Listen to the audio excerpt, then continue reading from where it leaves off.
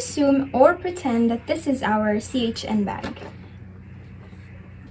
So upon arriving at our patient's home, we will first find a suitable place to place our bag, most likely a table, a flat surface, and we're going to line that with our plastic cover and manila paper or a big piece of paper.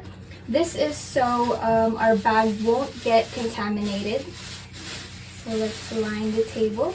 So we're going to have the clean side up and the folded part should be touching the table, and then we're going to line it with our manila paper. So we also have that in our bag. Same, the clean side must go up. Okay. And then we're going to put the bag on the lined table. So after placing our bag, we're going to ask our patient if they have sink and water for us to wash our hands, and if they don't, we can ask for a basin with water.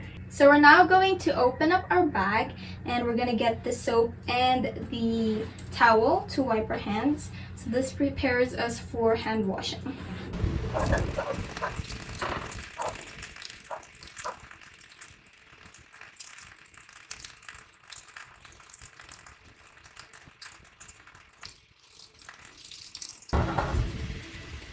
So now we're going to open up our bag again and then get our apron. So the right side must be out. An apron protects us nurses, our uniform, from any bodily fluids that we may encounter throughout the procedure. So we're going to place our apron. We're going to assume that this is an apron. Okay, and we're going to tie it. So after putting on the apron, we're now going to take out the articles or equipments that will be used throughout the procedure. For instance, if we're going to do fundic height measurement, we're going to take out our measuring tape. If we're going to do perineal cleaning, we need our cotton ball, irrigating solution, and so on. So we're just going to take out all the necessary equipments.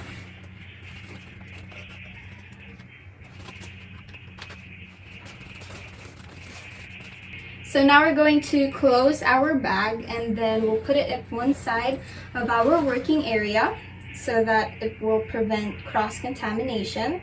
And now we're going to proceed to doing our specific care. For instance, the fundic height, we're going to take the fundic height. If we're going to do the perineal cleaning, we're going to do now the perineal cleaning.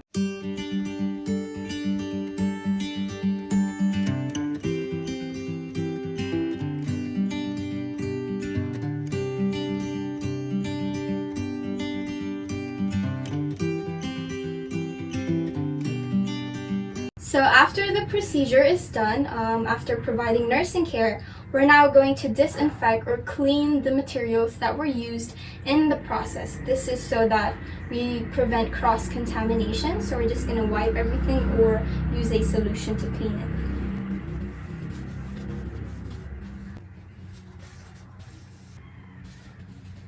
So after cleaning out or decontaminating our equipment, we have to perform hand washing to prevent transmission of any type of infection.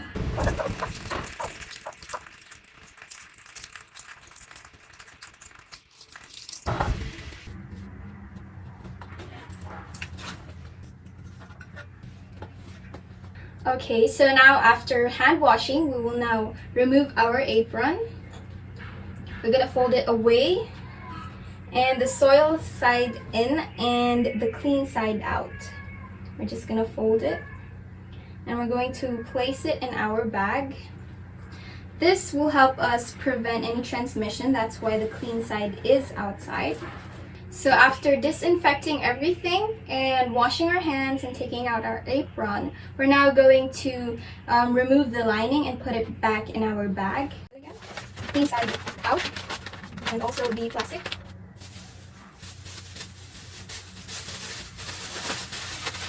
So we have now kept everything in our bag already, all the lining and the equipment, and now we will discard all the materials that were used in the proper bin or proper place. So we will now record our findings and the procedure of care that was done into our notes.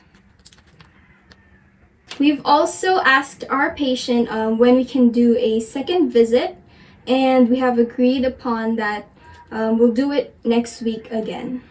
So now I'm gonna show you first the contents of my CHN bag. We'll start with the medicines. We have the ophthalmic solution or ointment. We also have alcohol, 70% isopropyl, just a small bottle to fit our bag. We also have betadine solution or just 15 cc to 30 cc or ml. We also have our hydrogen peroxide, just a 30 ml bottle. We're just gonna assume that this is 30 ml. We also have the spirit of ammonia. This helps a patient who fainted recover. Moving on to our sterile items, we have disposable syringes and needles. We have first the syringes. We need 2 to 3 pieces each of 1 cc, 3 cc, and 5 cc. We also need hypodermic needles, 2 pieces each. We have the 19 gauge. We also have the gauge 22, 23, and 25. Now for our sterile dressings, we have the 2x2 2 pieces gauze. We also have 4x4 2 pieces again gauze. We also have 1 pair of sterile gloves. We need 25 pieces of cotton balls just in a small container. We also need our cotton applicator, at least 2 pieces, and 2 to 5 pieces of sterile tongue depressors. We also need a straight catheter, a French 8, just 1 piece. We also need our cord clamp, the disposable one, and KY lubricating jelly, just 1 sachet. We'll now proceed to our instruments. We have the thermometer. We have our scissors, the surgical straight and the bandage scissors. We also have the forceps, 2, one that is straight and another one that's curved. We have our baby scale or portable weighing scale with a hook at the bottom. We'll just assume that this is one. We have our aneroid sphygmomanometer that's inside.